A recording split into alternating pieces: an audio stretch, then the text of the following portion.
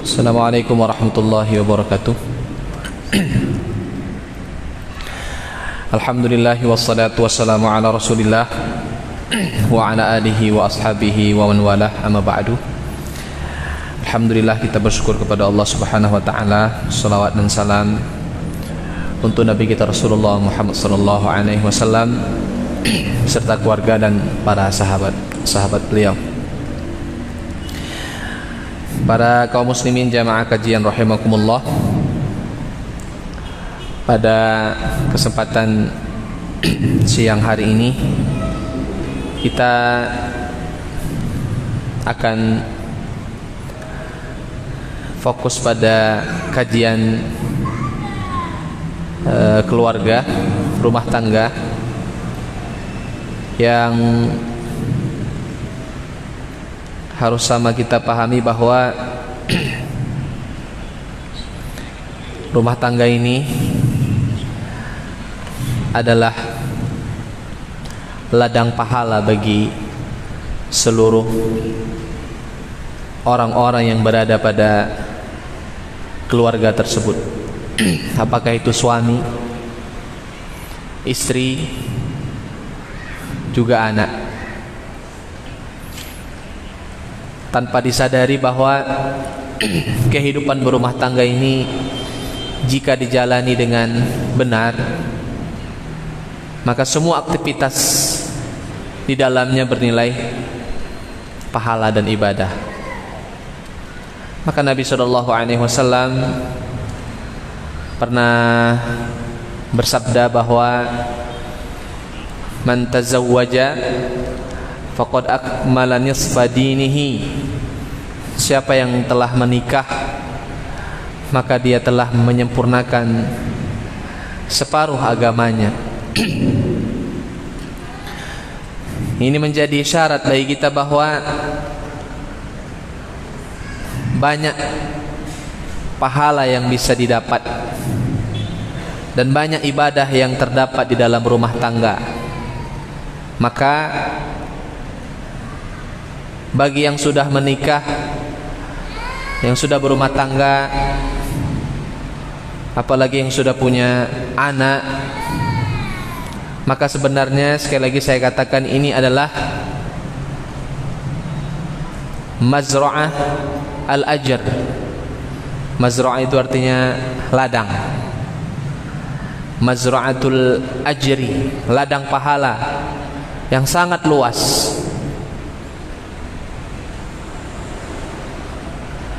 yang jangan disia-siakan.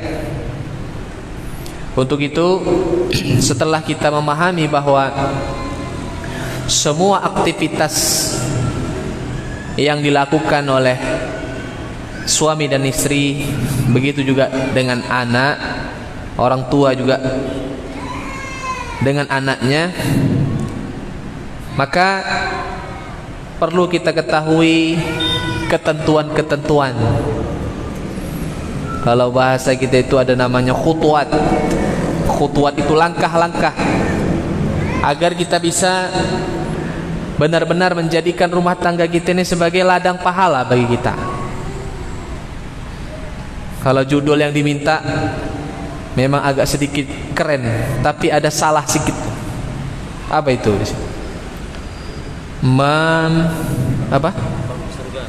Membangun surga dalam rumah tangga. Nggak ada surga dalam rumah tangga. Surga nanti di sana. Tapi itu bahasa kiasan ya. Surga itu identik dengan bahagia, senang. Tapi nggak ada rumah tangga yang senang terus, Bang Aziz. Udah nikah kan? Senang terus dari nikah sampai sekarang? Enggak kan? Nah itu juga. Nah ini kan perlu kita pelajari. Saya sini siapkan 5. Banyak kali atau kurang? 5 udah mantap kali kalau bisa diamalkan dalam rumah tangga. Ada 5 langkah untuk menjadikan rumah tangga kita ini rumah tangga yang berkah, endingnya adalah surga. Kan itu kan yang kita cari ya. Rumah tangga kita berkah. Kalau berkah pasti bahagia. Kalau berkah pasti sakinah, mawaddah, warahmah. Itu sudah pasti didapat. Maka Nabi yang beliau doakan kalau orang menikah, yang didoakan apa? Supaya berkah. Barakallahu laka. Semoga Allah memberkahimu, wa baraka alaika, dan semoga Allah memberkahimu sekali lagi, 2 kali. Wa jama'a bainakuma fi khair. Dan semoga Allah mengumpulkan kalian berdua dalam kebaikan. Kebaikan itu ya keberkahan. Maka pada intinya yang dicari oleh seorang suami dan istri dalam membina rumah tangga, yang paling utama adalah keberkahan.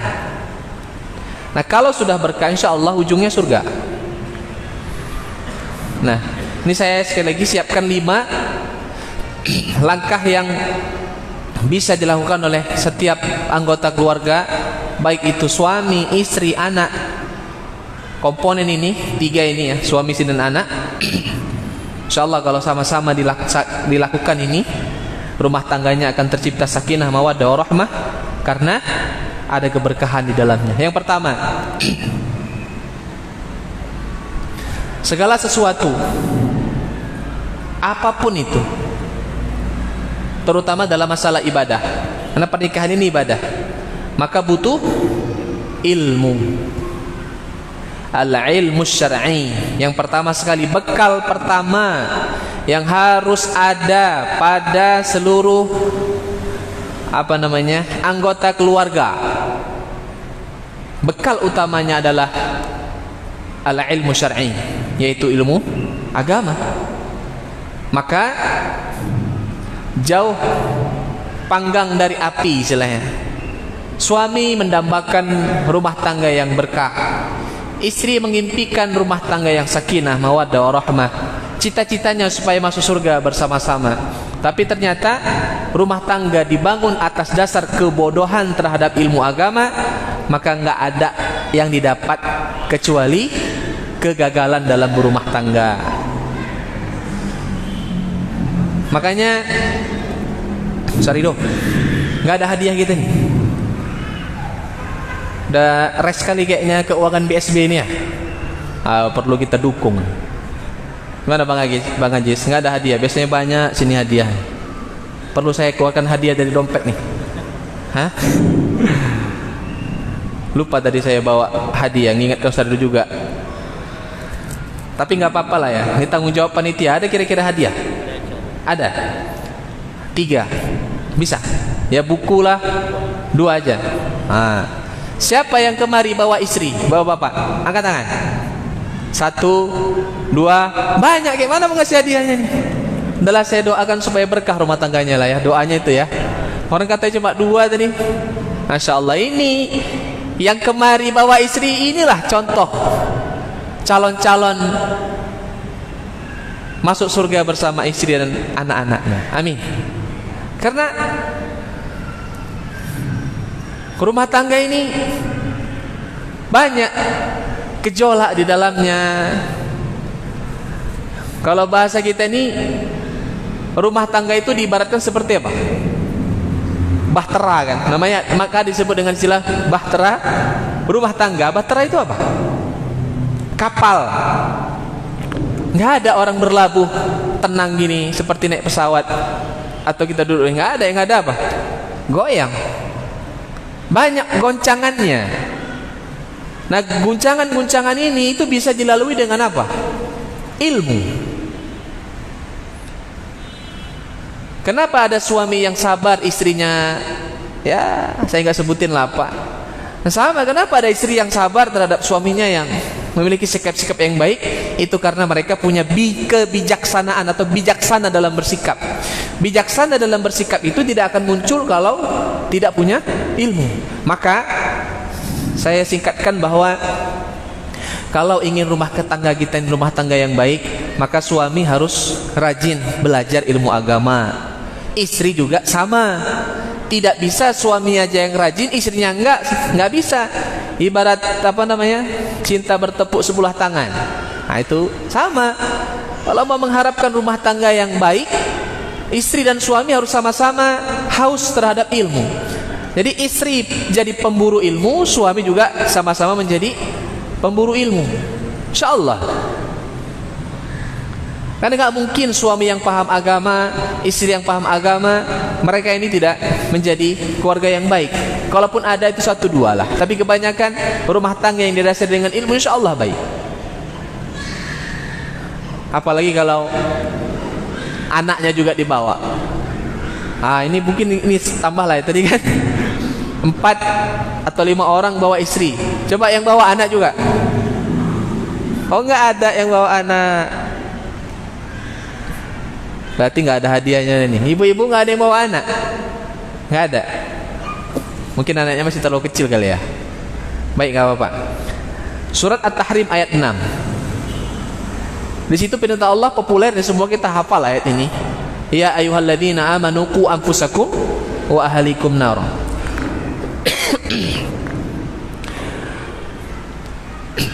Kering.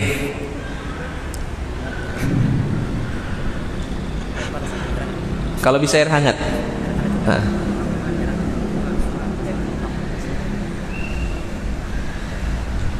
Wahai orang-orang yang beriman, jagalah dirimu dan keluargamu dari api neraka. Ada salah seorang ulama namanya Ad-Dhahhak, beliau mengatakan, haqqun 'alal muslim an yu'allima ahlahu.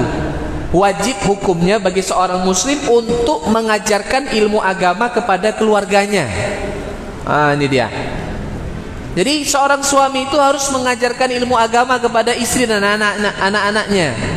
Nah, bagaimana seorang suami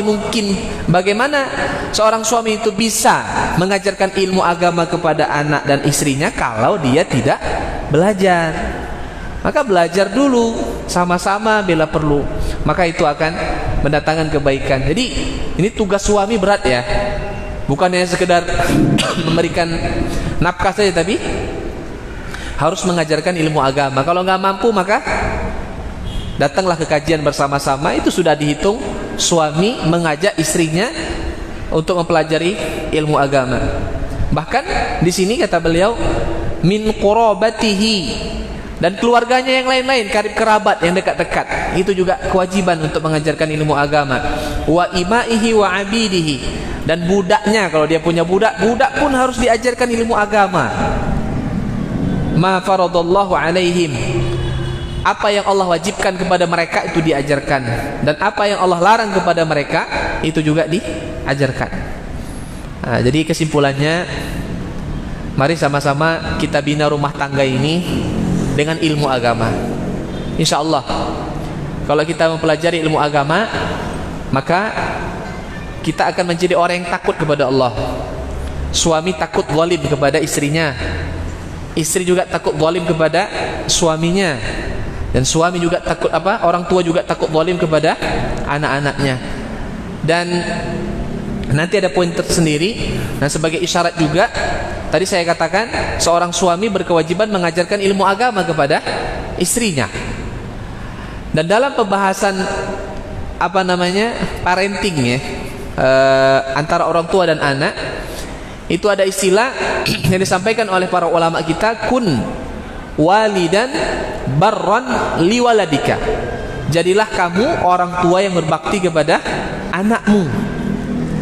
Jadi kalau istilah anak berbakti kepada orang tua itu populer sekali, dan itu yang merupakan suatu kewajiban. Tapi jangan dilupakan juga bahwa orang tua juga punya beban untuk berbakti kepada anaknya. Apa ini maksud dengan orang tua itu berbakti kepada anaknya? Yang dimaksud dengan orang tua berbakti kepada anaknya adalah orang tua ini memberikan ilmu agama kepada anaknya, atau memberikan fasilitas kepada anaknya untuk mempelajari ilmu agama. Ini paling penting. Kenapa saya kaitkan ilmu agama saja? Karena memang itu nomor 1, nggak boleh ditinggalkan.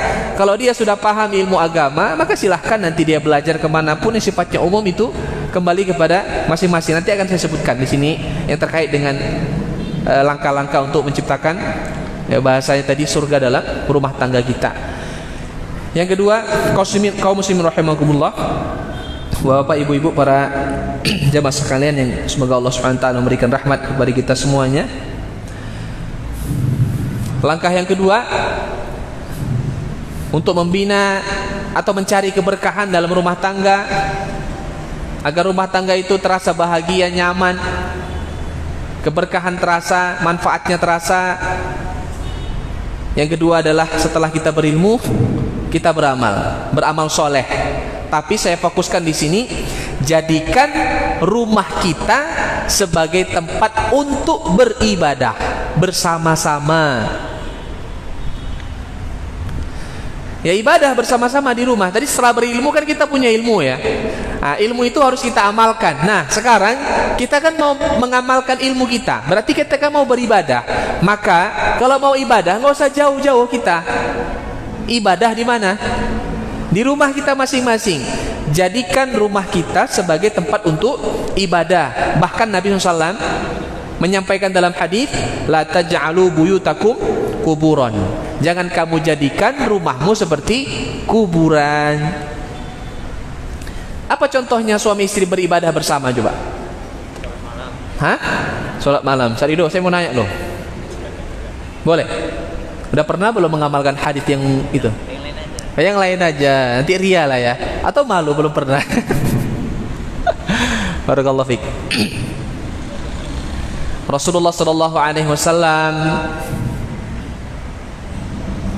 memberikan contoh kepada kita.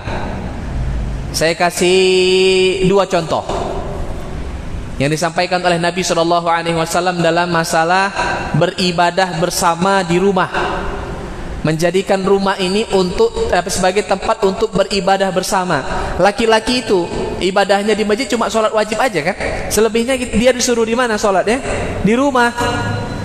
Dia jadikan rumahnya sebagai ibadah, berlepur bersama-sama keluarganya.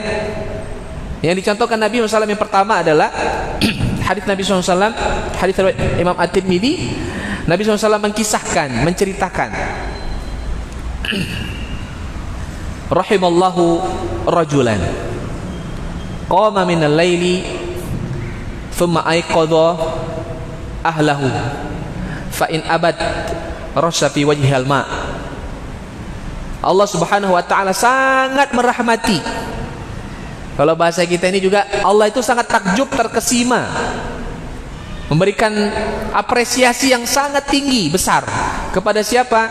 Kepada seorang suami. Kenapa Allah berikan rahmat kepadanya? Ada dua sebabnya. Yang pertama karena dia bangun di malam hari untuk sholat. Tapi dia tahu kewajibannya. Kewajibannya adalah apa? Kewajibannya adalah untuk mengajak istrinya masuk surga bersama. Maka dia nggak mau sholat sendiri. Apa yang dilakukan? Dia bangunkan istrinya. Ya, istrinya dia bangunkan. Untuk apa? Ya untuk sholat bersamanya. Dan Nabi SAW tahu ada istri yang agak-agak bandel sedikit. Bandel sedikit aja. Begitu dibangunin, nggak mau bangun. Maka diambil air, dipercikkan ke wajahnya. Masya Allah, mesra kali kayaknya ya.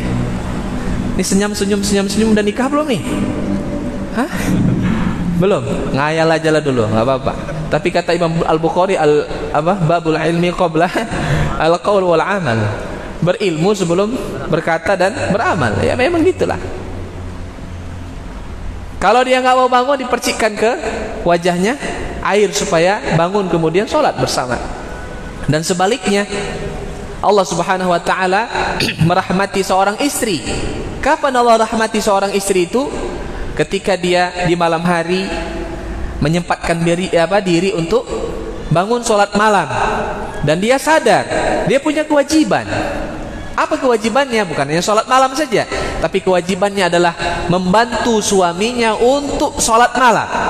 Nah, jadi bahasanya beda. Kalau tadi kewajiban suami mengajak istrinya untuk ke surga.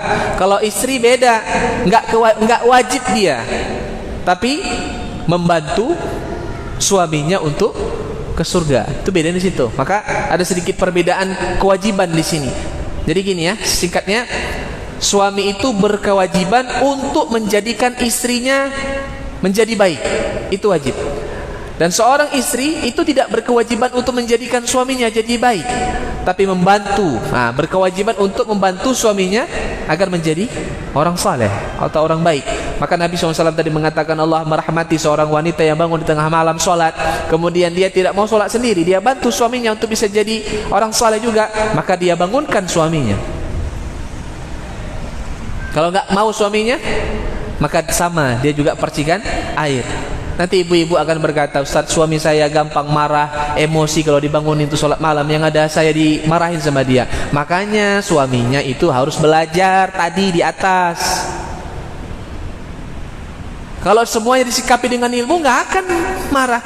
Mungkin dia cuma ngomong, Dek, abang alfa ya malam ini, kan enak, gitu kan? Ngeri kali sebenarnya, udah nggak sabar kan nih. Cis, abang ini carikan duduk yang soleha. Kalau dia udah siap menikah ya, kalau belum ya udah tahanlah dulu. Banyak puasa ya. Contoh yang kedua, contoh ibadah bersama yang disampaikan oleh Nabi SAW. Dan ini menjadi ukuran standar minimal. Suami istri itu termasuk dari orang-orang yang banyak berzikir kepada Allah. Kita kan diperintahkan oleh Allah Ta'ala untuk memperbanyak berzikir kepada Allah ya, dengan zikir yang sebanyak-banyaknya. Nah, kalaupun kita tidak banyak mengucapkan subhanallah, alhamdulillah, la ilaha illallah, Allah akbar dengan jumlah yang banyak, tapi kalau kita amalkan ini satu perbuatan yang dilakukan oleh suami istri dalam ibadah bersama di rumahnya, maka sudah termasuk dalam kategori orang-orang yang adzakirinallaha katsiran wa dzakirat, yaitu laki-laki yang berzikir kepada Allah dengan zikir yang banyak dan wanita yang berzikir kepada Allah dengan zikir yang banyak. Yaitu Nabi SAW mengatakan dalam hadis beliau, ini saya bacakan maknanya saya supaya cepat, bahwa Nabi SAW menceritakan apabila ada seorang laki-laki, suami, dia bangun di malam hari, kemudian dia bangunkan istrinya juga, dan mereka berdua sholat 2 rakaat saja. Sholatnya 2 rakaat saja, maka Allah tetapkan mereka berdua ini yang sholatnya cuma 2 rakaat saja ya, apalagi kalau sampai lebih daripada itu, maka Allah tetapkan mereka berdua ini termasuk dari adzakirinallaha katsiran wadzakirat, yaitu orang-orang yang berzikir mengingat Allah dengan zikir yang banyak, baik laki-laki ataupun wanita. Nah, ini kan jadi standar standar minimal yang namanya suami istri itu termasuk di antara orang-orang yang banyak mengingat Allah itu apa? Salah satunya adalah suami istri yang mereka berdua menyempatkan waktu untuk sholat malam walaupun cuma 2 rakaat, itu sudah masuk dalam kategori orang-orang yang berzikir kepada Allah dengan zikir yang banyak. Kemudian fadilah atau faedah yang kedua dari hadis yang kita ceritakan ini, bahwa 2 hadis tadi ya, bahwa memang kita ini kalau sudah menikah, ibadahnya itu memang diminta untuk bersama-sama sama pasangan kita masing-masing, sama keluarga ya, terutama sholat sunnah. Sholat sunnah duha, boleh nggak suami istri berjamaah? Pernahkah Nabi sholat duha berjamaah? Nggak tahu.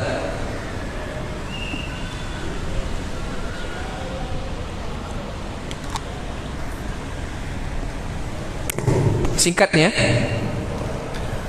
kalau sholat malam jelas ya, hadis tentang sholat malam suami istri itu sholat berjamaah itu jelas ada. Tadi kan kita sebutkan tuh. Tapi kalau sholat duha nggak ada memang. Hanya saja kalau terkait dengan sholat duha ini, jika tidak dirutinkan itu nggak apa-apa. Kalau sekali-sekali ya berjamaah suami istri atau sama anak itu boleh, nggak apa-apa.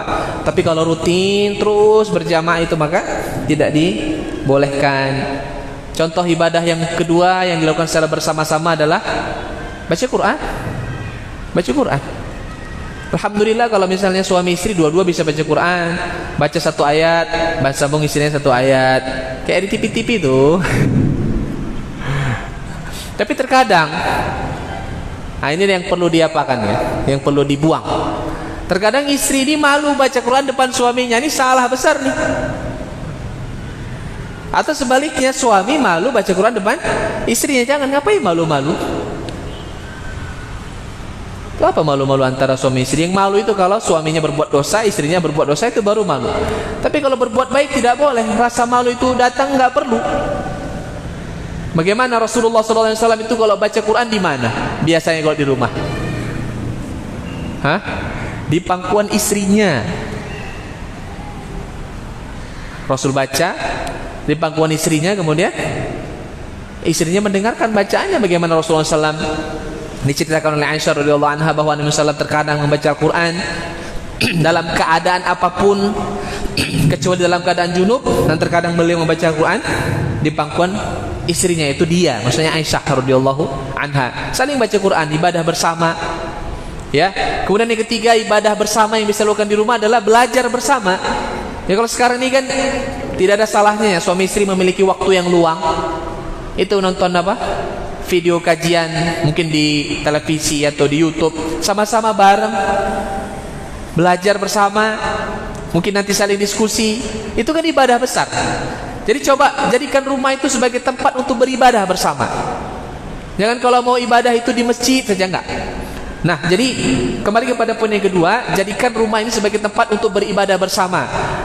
Tadi saya sebutkan 3 contoh, sholat malam, baca Quran, dan kajian, ya, menonton, misalnya belajar bersama. Itu disebut dengan istilah ibadah mahdhah namanya. Ya, ibadah mahdhah. Ibadah mahdhah itu artinya ibadah yang murni. Memang perbuatan itu ibadah. Nah, itu kerjakanlah seperti yang kita sebutkan tadi. Kemudian yang kedua, yang bisa kita lakukan bersama di rumah selain ibadah mahdhah, ada namanya ibadah ghairu mahdhah.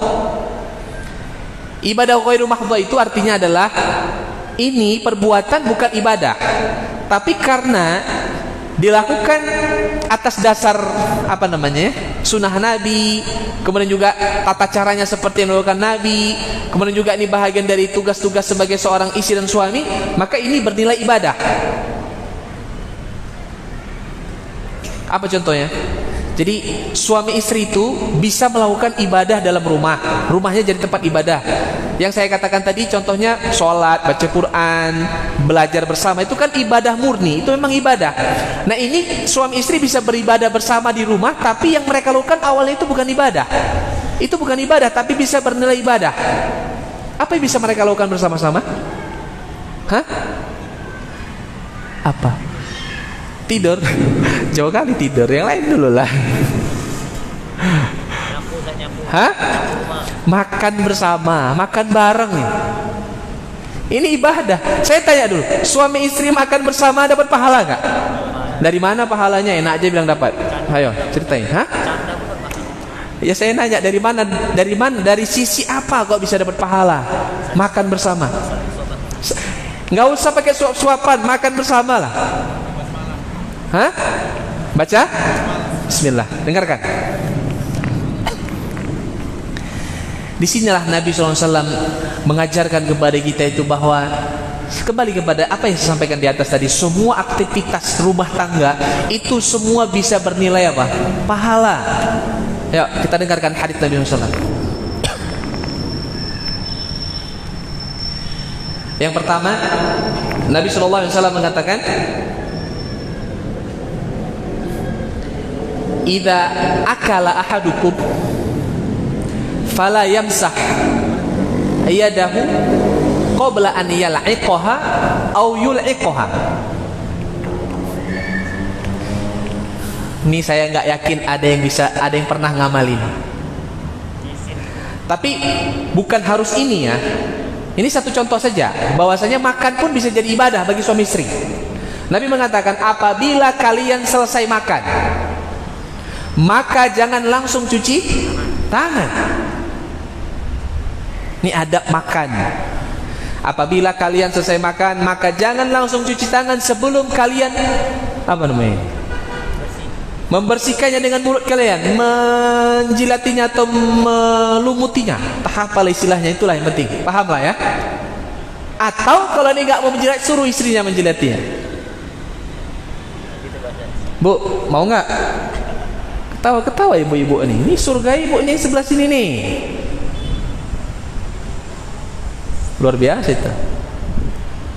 Itulah khidmahnya az-zaujah li zaujiha. Khidmahnya seorang istri kepada suami. Dalam sebuah hadis yang dhaif, tapi hadis ini maknanya benar. Kalaulah seorang wanita, apa itu? Bukan, itu udah populer. Kalaulah seorang wanita yang suaminya itu sakit, sakitnya itu mengeluarkan nanah, dan nanah itu dijilat sama istrinya, belum dikatakan wanita ini sempurna menunaikan kewajibannya kepada suaminya. Sampai itu. Tapi kan gak mungkin itu dibuat kan.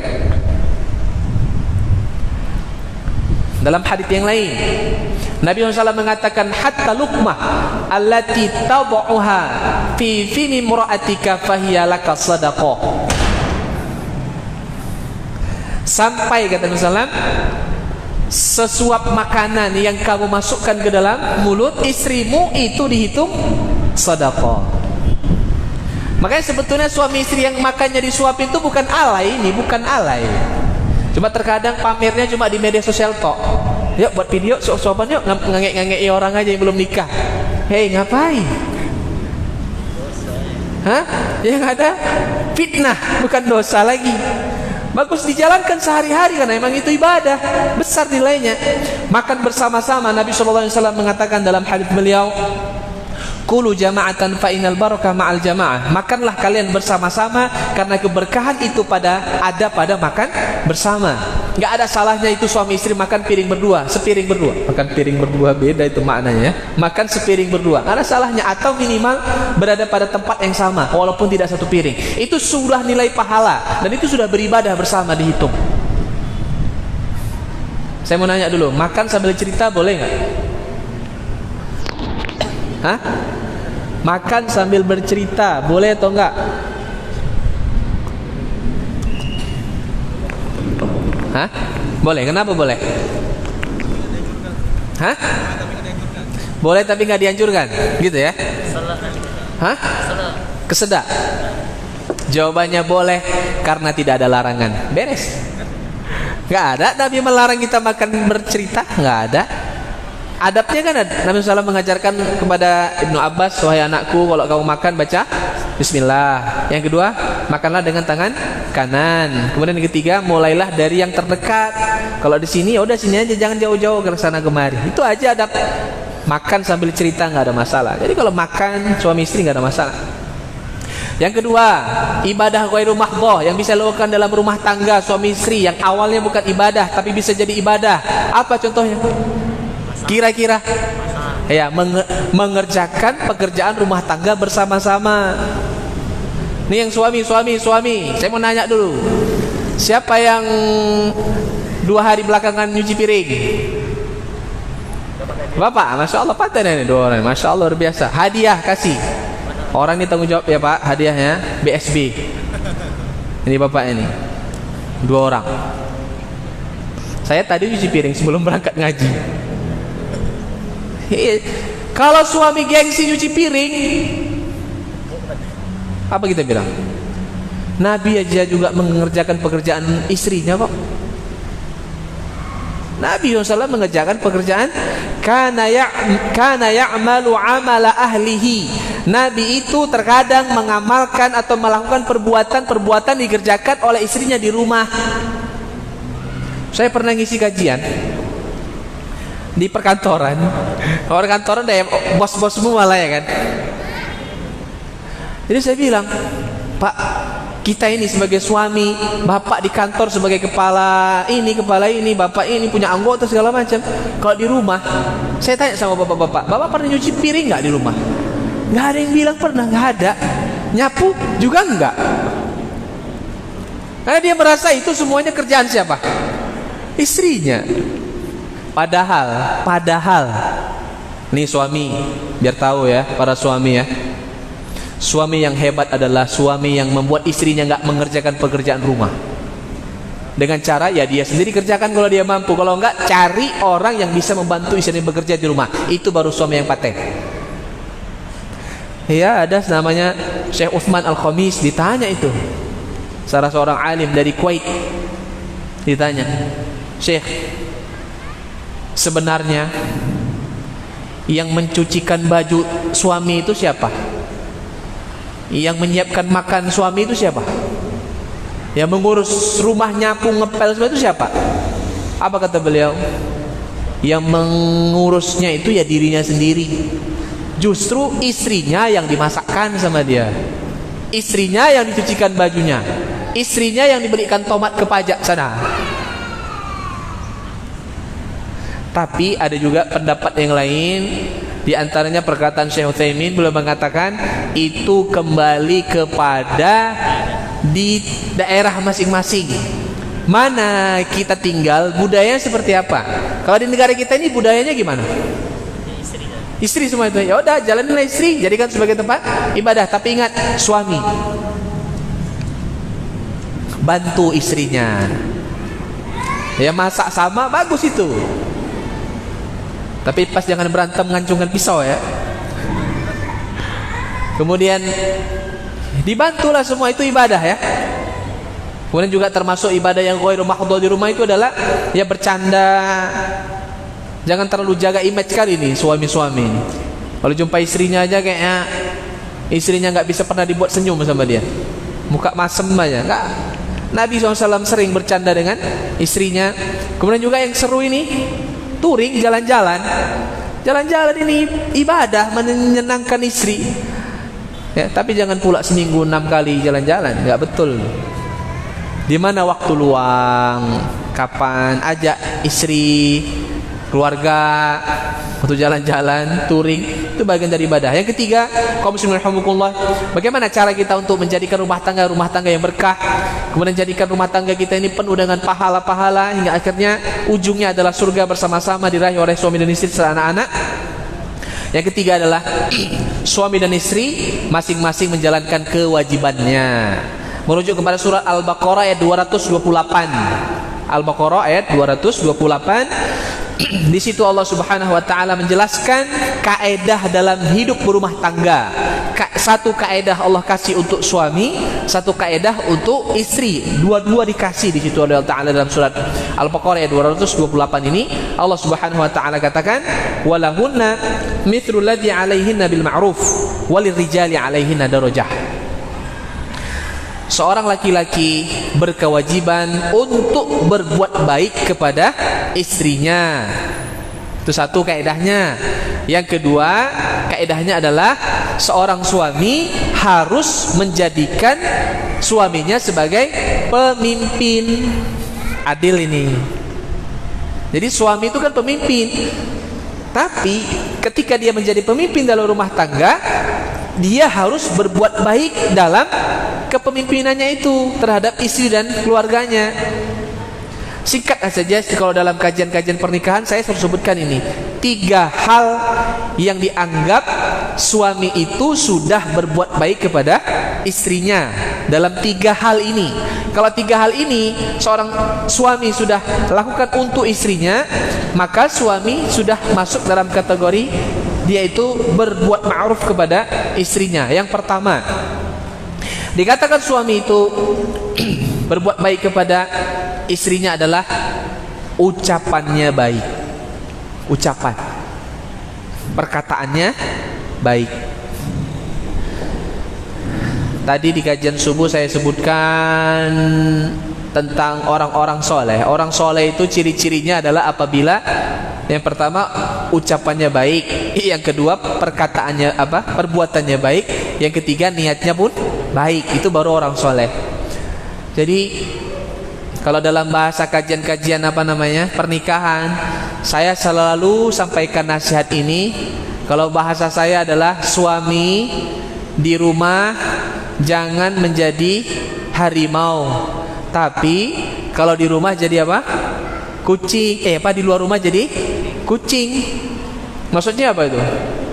Kalau di luar rumah, kalau ketemu orang ngomongnya sopan luar biasa. Kata-katanya dipilih supaya terdengar baik, supaya terdengar bahwasanya dia ini omongannya terjaga. Tapi kalau di rumah, ganas seperti harimau. Jangan seperti itu.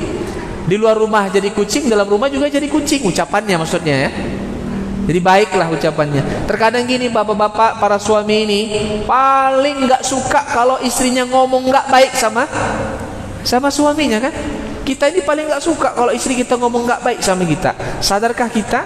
Sebagaimana kita nggak suka istri kita berkata tidak baik kepada kita, mereka juga tidak suka kalau kita berkata tidak baik kepada mereka. Sebetulnya sederhana saja sih. Seorang suami yang membiasakan ucapan yang enggak baik kepada istrinya, maka Allah akan jadikan istrinya juga lancang berkata yang tidak baik kepada suaminya. Sebaliknya, seorang suami yang menjaga ucapannya, lisannya, maka Allah Subhanahu wa taala akan menahan lisan istrinya untuk selalu berkata baik kepada suaminya. Gitu aja. Kama tadinu tudan. Dalam bahasa Arab itu ada istilah sebagai apa yang kamu buat kepada orang, maka itulah yang akan dibalas oleh orang kepadamu. Kalau kita tanamkan sesuatu yang baik, nanti kita akan panen sesuatu yang baik. Kalau kita tanamkan sesuatu yang buruk, sama, yang kita panen juga sesuatu yang buruk. Maka yang paling penting ya, dikatakan seorang suami berbuat baik kepada istri adalah ucapannya baik. Yang kedua, seorang suami dikatakan berbuat baik kepada istrinya dari sikap. Ya, sikap. Kalau tadi ucapan, sikap itu kan lebih kepada ekspresi ya. Ya, diantaranya tidak memukul, tidak merendahkannya, bahkan tidak mempersulit hidupnya, tidak menzaliminya dalam masalah nafkah dan sebagainya. Banyak loh yang curhat-curhat di sini, Ustaz Ridho, di sini nih. Banyak curhat di sini. Ada yang 3 tahun, 4 tahun, tapi cuma dikasih apa aja? Transfer uang belanja aja, nggak pernah pulang dia. Suaminya nggak pernah pulang, nggak pernah ditelepon, nggak pernah apa, paling nanti tiba-tiba SMS sudah ku transfer uang jajan, uang belanja, ada gitu ya. Ini zalim. Ya macam-macam lah. Kezaliman keluarga kepala rumah tangga di antara suami. Jangan kita zalim kepada istri kita. Terkadang memang ya, apalagi yang sifatnya gini ya, rata-rata yang seperti yang saya ceritakan tadi. Nah, ini yang punya istri 2. Ini orang-orang kayak gini lah yang merusak citra poligami. Ya kan? Dia yang merusak, kita jadi korban. Ustaz Ridho izin sama istrinya, saya mau poligami ya dek. Janganlah bang, nanti abang kayak itu kawanku itu nggak 3 tahun nggak pernah pulang suaminya ke istri muda aja. Sekarang dia sengsara, aku nggak mau lah kayak gitu. Yang buat orang yang jadi korban kita, Ustaz Ridho, kan kasihan deh kan. Jadi silahkan kalau memang mau menikah lagi, tapi tanggung jawab sebagai seorang suami jangan dilalaikan. Zalim, terutama dalam masalah sikap ya. Dan yang ketiga yang namanya seorang suami berbuat baik kepada istrinya adalah nafkah yang halal. Nafkah yang halal. Jadi suami-suami ini janganlah kalian atau kita memberikan nafkah yang tidak halal kepada istri kita. Kasihan mereka. Bisa jadi doa mereka nggak diijabah oleh Allah karena ada yang haram yang mereka makan. Bisa jadi sholat mereka nggak diterima oleh Allah pahalanya. Kenapa? Mereka sujud di atas sajadah yang dibeli dari hasil yang haram. Mereka pakai mukena dari hasil yang haram. Bahkan mereka ikut kajian, mencatat pulpennya pun dibeli dari hasil yang haram. Itu semuanya tidak berkah, nggak dapat nilai pahala di hadapan Allah Subhanahu wa taala. Maka jangan jadi suami yang jahat kepada istri, jangan jadi orang tua yang jahat kepada anak. Kapan? Ketika kita berikan mereka fasilitas hidup tapi dari hasil yang haram. Dan istri, saya nasihatkan kepada istri, tidak salah bagi seorang istri dia meminta rezeki nafkah kepada suaminya hanya yang halal saja. Kalau ulama-ulama dulu mereka menceritakan ketika mereka mau kerja, mereka mau cari nafkah, keluar rumah di pagi hari, maka istri-istri mereka itu selalu berpesan. Apa kata istri-istrinya? Di antaranya yang diabadikan adalah dalam kisah-kisah para ulama kita dulu. Istri-istri mereka berkata, kalau lapar kami bisa sabar. Artinya kami sanggup untuk sabar ketika lapar. Tapi kalau kami harus masuk neraka karena rezeki yang kamu berikan kepada kami tidak halal, maka kami tidak akan sanggup bersabar kalau harus masuk ke dalam neraka. Artinya ini kan pesan yang sangat dalam yang disampaikan oleh para istri kepada suami, bahwa jangan berikan nafkah kepada kami kecuali yang halal saja. Itu berhak istri menuntutnya. Terkadang kita sedih ya, Saya pribadi saja terkadang sedih sekali ya melihat wanita yang soleha, tapi suaminya ya kita bahkan beliau cerita sendiri masih saja memberikan nafkah kepadanya dengan cara yang haram. Yang sedihnya lagi ini wanita ini, istri ini nggak punya penghasilan apa-apa. Ya memang murni dari suaminya. Maka ya dia juga butuh. Kadang minta solusi. Jadi bagaimana Ustaz? Apa yang harus saya lakukan? Yang salah satunya adalah nasihatkan suaminya. Sudah sering dinasihatkan tapi enggak juga. Kalau begitu banyak minta ampun kepada Allah Subhanahu wa taala dan ambil nafkah suami itu secukupnya saja. Secukupnya aja. Enggak usah lebih-lebih lah. Kalau kira-kira pengen tas baru tapi ya suaminya masih haram, udah nggak usah beli tas baru lah. Untuk apa tas baru dibawa ke masjid pamer-pamer sama kawannya, ujung-ujungnya bawa masuk neraka untuk apa? Nggak usah pamer-pamer makan di tempat yang mewah tapi ujung-ujungnya menjadi daging yang haram dalam tubuh kita dan menjadi bibit-bibit neraka. Nabi SAW mengatakan kullu ma nabata min suhud fannara aula biha. Setiap daging yang tumbuh ini dari sesuatu yang haram, maka neraka tempatnya. Maka suami itu dikatakan nafkah berbuat baik kepada istri kalau nafkahnya halal. Jadi 3 ya, ucapannya baik, sikap perbuatannya baik, yang ketiga memberi nafkah yang halal.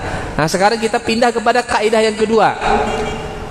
Jadi tadi saya katakan ya, poin yang ketiga adalah suami menjalankan kewajibannya. Apa kewajibannya? Berbuat baik kepada istrinya. Sudah kita jelaskan. Sekarang istri menjalankan kewajibannya. Apa kewajibannya? Tadi sudah kita sebutkan walirijali alaihinna darajah. Bagi seorang wanita, dia menjadikan suaminya sebagai pemimpinnya. Sederhana sebetulnya. Pemimpin itu harus diapain? Harus ditaati. Semakin wanita mentaati suaminya, disitulah suaminya ridho kepadanya. Maka seharusnya yang paling penting dicari oleh seorang wanita adalah ridho suaminya. Dan ridho suaminya itu akan didapat kalau istri itu mentaati suaminya. Itu aja sederhana sebetulnya. Karena ketaatan istri kepada suaminya itulah bentuk dari ridho suami kepadanya. Tidak mungkin ya suami bisa ridho kepada istrinya kalau dia tidak taat atau istrinya tidak taat kepada suaminya. Maka teringat hadis Nabi SAW. Nabi kan memberikan gambaran penghuni surga itu dari kalangan wanita itu ada 3 sifatnya. Yang pertama, yang memiliki cinta yang penuh kepada suaminya. Yang kedua, mau punya banyak anak. Yang ketiga, tidak bisa tidur kalau suaminya marah kepadanya. Nah, ini ibu-ibu, para istri, kalau suami ibu marah, ibu jangan balas dengan ngambek. Nah, terkadang suami yang marah karena kesalahan ibu, seharusnya ibu yang nggak bisa tidur, tapi malah terbalik, ibu malah bisa tidur nyenyak, suaminya makan hati. Aduh, janganlah ya. Kalau meninggal suami ibu pada malam itu, surga tertutup rapat-rapat untuk wanita yang suaminya meninggal dalam keadaan tidak ridho kepada istrinya. Itu kaidah yang kedua terkait dengan kewajiban istri. Poin yang keempat, ini kita singkatkan aja, udah jam 2 lewat. Bagaimana cara menjadikan rumah tangga kita ini supaya menjadi rumah tangga yang berkah dan menjadi endingnya adalah surga? Jadikan rumah kita ini sebagai madrasah untuk anak-anak kita, agar mereka itu diberikan tarbiyah Islamiyah. Jadi suami itu kepala sekolahnya, istri jadi apanya? Gurunya. Anak jadi muridnya. Kalau gurunya nggak beres, yang disalahkan siapa? Kepala sekolahnya. Kalau kalau muridnya nggak beres, siapa yang disalahin? Gurunya. Jadikan rumah tangga itu sebagai madrasah bagi anak. Ibu harus jadi guru bagi anak, Bu. Ibu harus menjadi guru yang terbaik bagi anak-anak ibu. Dan bapak suami ini harus menjadi kepala sekolah yang baik bagi guru-gurunya. Bagaimana jadi kepala sekolah yang baik bagi gurunya? Bagi guru-gurunya, berikan fasilitas-fasilitas yang enak. Kan gitu dia. Maka singkatnya, 3 ilmu yang harus diajarkan oleh guru kepada anaknya. Kayak mana tuh? Orang tua atau ibu kepada anaknya yang status ibu sebagai guru. Jadi ini dia kurikulum sekolah di rumah ini, kurikulum madrasah di rumah ini 3. Nggak boleh lepas ini 3 ini. Yang pertama, ajarkan anak tauhid. Tauhid dulu. Akidah. Selamatkan akidah anak-anak ini. Jangan akidah mereka akidah mermaid. Tahu mermaid? Apa itu mermaid? Hah? Putri duyung. Kenapa saya singgung putri duyung nih? Ada rupanya putri duyung itu ada. Manusia berubah jadi ikan ada? Nggak ada. Itu kan merusak akidah, tontonan-tontonan kayak gini. Apa lagi contohnya? Peri. Ada masalah, goyang-goyang tongkat, hilang masalah. Oh dulu kita masa-masa kita kecil jin dan jun.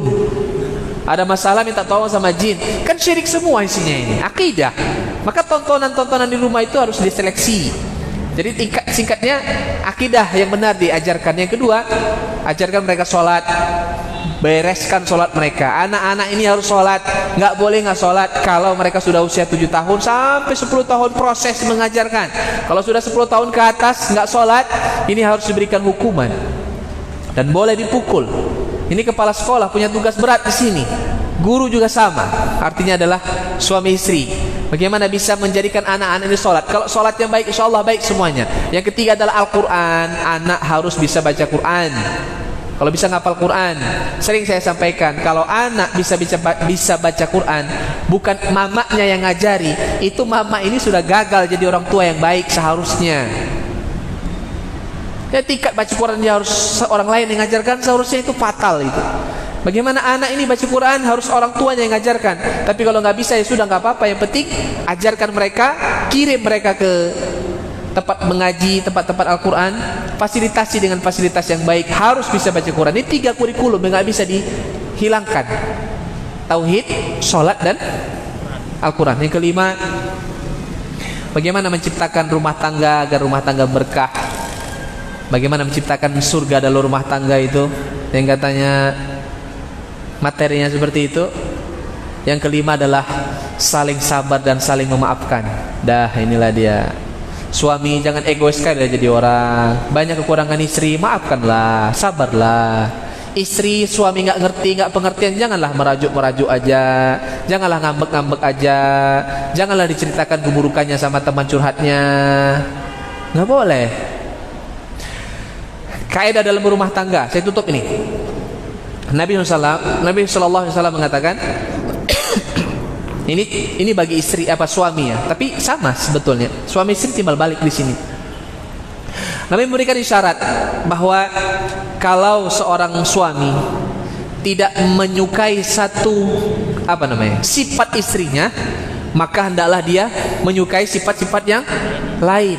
Sekarang kan gini aja, seorang wanita atau manusia lah kita bilang, pada prinsipnya, fitrahnya, banyak kebaikannya atau banyak buruknya pada dirinya? Lebih banyak mana? Kebaikan. Keburukan lebih sedikit daripada kebaikan. Maksudnya adalah, ya sudah, kalau ada keburukannya dalam satu hal, ikhlaskan saja, sabar saja, nasihatkan, kemudian ya sudah, maafkan. Ini kaidah dalam rumah tangga. Kalau nggak ada punya ini 2 sifat ini, sabar dan memaafkan, yang ada begaduh aja kerjanya. Dan ini yang harus lebih sabar, suami atau istri? Suami. Yakin? Yang harus bersabar itu suami, karena otaknya di sini, akalnya di sini. Kalau perempuan wajar terkadang nggak sabar, karena di sini dia perasaannya pindah kemari, semua yang ada di sini, separuh kemari. Tapi terkadang inilah zalimnya suami. 90% yang sabar dan rumah tangga itu malah istri. Ini suami begajul betul nih. Begajul itu bahasa apa? Itu gara-gara suami tidak paham ilmu agama. Insyaallah lah, kalau suami paham ilmu agama, dia akan sabar dan saling memaafkan. Wallahu ta'ala a'lam. Inilah dia 5 hal kalau bisa kita jalankan dalam rumah tangga. Memang ngomongnya enak, jalankannya setengah mati, tapi begitulah insyaallah. Ada kata fasanuyassiruhu lil yusra, kami akan mudahkan dia untuk menjadi orang baik insyaallah. Kita berdoa kepada Allah, banyak-banyak kita membaca doa Rabbana hablana min azwajina wa dzurriyyatina qurrata a'yun waj'alna lil muttaqina imam. Wallahu a'lam. Ada pertanyaan? Pertanyaannya jangan curhat. Oh, cerita rumah tangga banyak curhatnya, masya Allah. Tapi nggak apa-apa lah, bolehlah. Curhat itu pertanyaannya, bolehlah. Ya, syukur Ustaz. Kepada informasi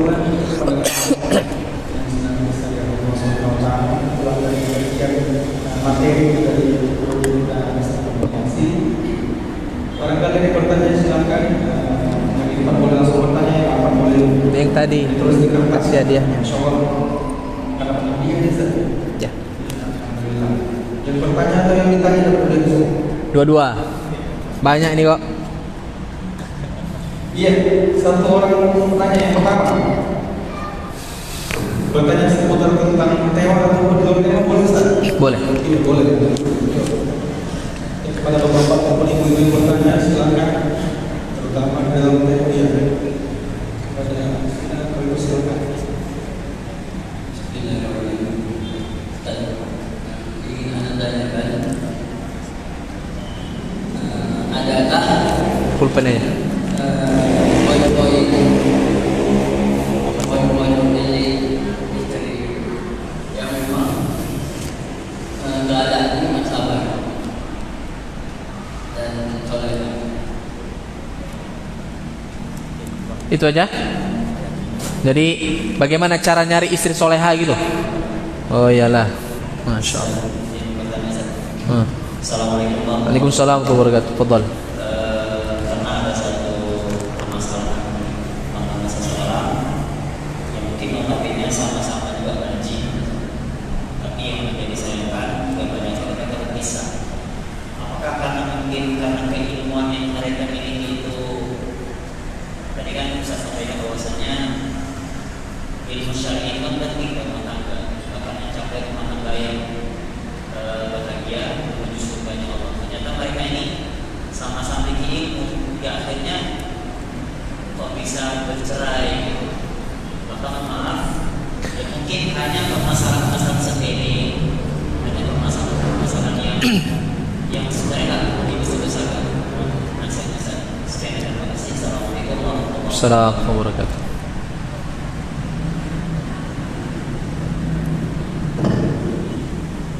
Udah. Baik. Yang pertama, bagaimana cara mencari istri soleha gitu? Jadilah laki-laki yang soleh dulu. Allah akan kirim wanita yang soleha. At-tayyibatu lit-tayyibin wat-tayyibuna lit-tayyibat. Wanita yang soleha, Allah pilihkan laki-laki yang soleh. Laki yang soleh. Poin? Ya betul. Salah satu kriteria istri yang harus dicari adalah sabar. Kalau istri pertama punya sifat yang nggak sabar, ya udah sabar aja kita sama dia. Cari istri yang kedua, cari yang sabar, insya Allah dapatlah kita itu. Tahu dia. Kesabaran ini sebetulnya muncul diiringi dan dibarengi dengan ilmu, insya Allah. Makanya ilmu itu kunci dari semua kebaikan. Kalau kebaikan, kalau ilmunya itu baik, insya Allah semuanya akan baik. Kalau ilmunya banyak, terkait dengan pertanyaan yang kedua, sekaligus kita katakan sama-sama berilmu, tapi ternyata memiliki sifat yang tidak sabar. Itu berarti ilmunya belum nafi' baginya, ilmu yang belum bermanfaat. Maka nasihat saya kepada sebetulnya umum ini, kepada kita semua. Sebetulnya tadi sudah saya siapkan juga satu poin tambahan, tapi memang mungkin saya lihat waktu juga terbatas. Salah satu cara supaya rumah tangga kita ini rumah tangga yang berkah, aman, nyaman, itu adalah menghindari yang namanya mengarah kepada perceraian apapun masalahnya. Jangan pernah jangan pernah memiliki niat untuk udahlah pisah saja. Jangan ada terucap sekalipun pisah, jangan. Ini harus betul-betul dihindari. Semarah-marahnya suami, sebesar-besarnya masalah yang dihadapi, semuanya hindari kata pisah. Bagus diam, pergi dari rumah suami. Jangan istri yang pergi dari rumah, nggak boleh ya. Istri nggak boleh minggat.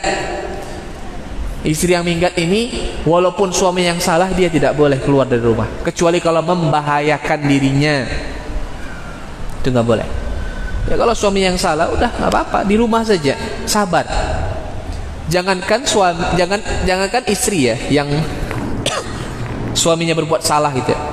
Yang sudah jelas-jelas istri itu dicerai saja, istri pun tidak boleh keluar dari rumah suaminya tanpa seizin suaminya, kecuali kalau memang membahayakan bagi istrinya dari suami. Mungkin suaminya zalim, silahkan. Tapi kalau enggak, Allah katakan dalam Al-Quran, la tukhrijuhunna min buyutihinna. Ini juga jadi pelajaran bagi suami. Jangan pernah mengusir istri dari rumah. Demi Allah saya katakan itu dosa yang sangat besar. Karena saya pernah punya pengalaman, ada yang cerita dia pernah diusir sama suaminya jam 1 malam, hujan-hujan lebat, pakaiannya dilempar semua kayak di TV-TV itulah. Tapi ini kejadian betul-betul. Dia diselamatkan sama keluarga tetangga-tetangganya tengah malam. Ya memang istrinya mengakui dia ada kesalahannya, tapi enggak demikian. Ini perempuan loh. Ini bukan lembu ini. Laki-laki saja pun, kalau anak muda lajang, kalau kita usir tengah malam pun itu enggak layak kan. Apalagi ini perempuan, wanita lagi hamil lagi. Aduh. Sejahat itukah suami? Kalau memang salah istrinya, tidak demikian. Yang Allah ajarkan kepada kita itu dosa besar. Maka ini kaidah yang penting, bahwa kenapa seorang laki-laki yang sudah menceraikan istrinya juga nggak boleh dikeluarkan dari rumahnya. Yang pertama, nafkahnya masih ditanggung oleh suaminya. Yang kedua, rasa aman, keamanannya, keselamatannya itu juga masih di bawah tanggung suaminya. Kemudian yang ketiga adalah supaya terjadi rujuk kembali dalam masa iddah. Itu dia. Maka setan itu mana lebih senang kalau ada orang berbuat syirik dengan bosnya setan ya. Mana lebih senang lihat suami istri yang pisah, atau melihat orang yang berbuat syirik kepada Allah? Kalau dalam hadis iya, setan itu membangun istana singgasana di tengah laut. Tiap hari itu setan-setan semua laporan sama bosnya, ya, sama pimpinannya. Apa yang sudah kamu buat? Saya buat ini. Apa yang sudah kamu buat? Saya buat ini. Apa yang sudah kamu buat? Saya buat ini. Sampai ada laporan, saya sudah membuat 2 manusia berpisah. Artinya suami istri cerai. Apa kata komandannya, pemimpinnya? Ini yang paling hebat. Itu kata. Berarti sesuatu yang paling dicintai oleh setan dalam kehidupan berumah tangga ini adalah perceraian. Jangan. Hindari itu ya. Apalagi dalam masalah-masalah sepele, sama-sama berilmu. Gara-gara suaminya mewajibkan istrinya pakai cadar, istrinya nggak mau. Istrinya bilang, kan nggak wajib pakai cadar. Siapa bilang nggak wajib pakai cadar? Gara-gara ini cerai. Ini bukan sesuatu yang hikmah. Segara-gara masalah fikih cerai,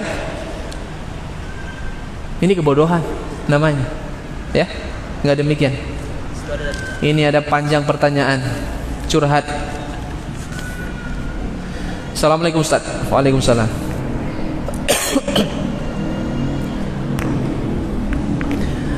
Afwan, bagaimana jika seorang istri yang tidak dinafkahi secara batin? Berarti nggak ada hubungan suami istri ya, jimaknya nggak ada.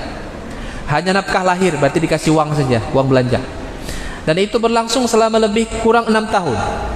Semoga Allah memberikan kesabaran dan pahala yang lebih bagi wanita yang diuji oleh Allah Subhanahu wa taala dengan ujian seperti ini.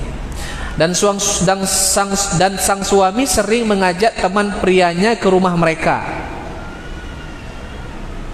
Ya, berarti suaminya tetap di rumah juga ini ya. Apakah istrinya juga berdosa dengan membiarkan suaminya melakukan perlakuan menyimpang? Oh, na'udzubillah min dzalik. Kalau kayak gini udah minta cerai aja. Ya. Kalau nggak bisa dinasihatkan. Ini induknya apa istilahnya itu ya?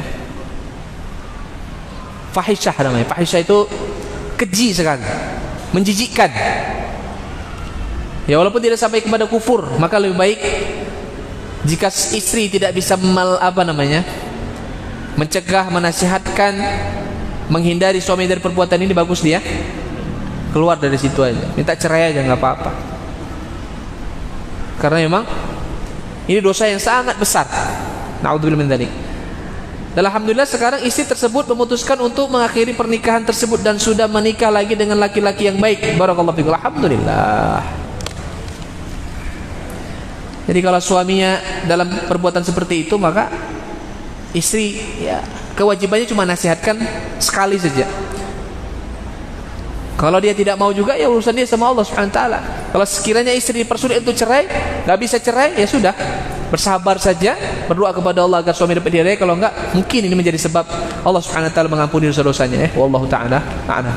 Udah ya? 2:30 ya. Sponsor jawabannya lagi kira yang mau tanya. Mungkin satu waktu. Oh iya tadi. Oh, boleh ya. Assalamualaikum Ustaz. Waalaikumsalam. Saya ingin bertanya, ini sabar dalam menggunakan wanita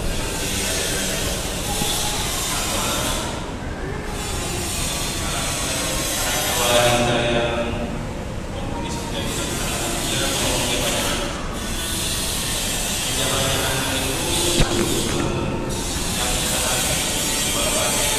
Begitu laki hamil lagi, hamil lagi atau dia punya hak menjaga jarak.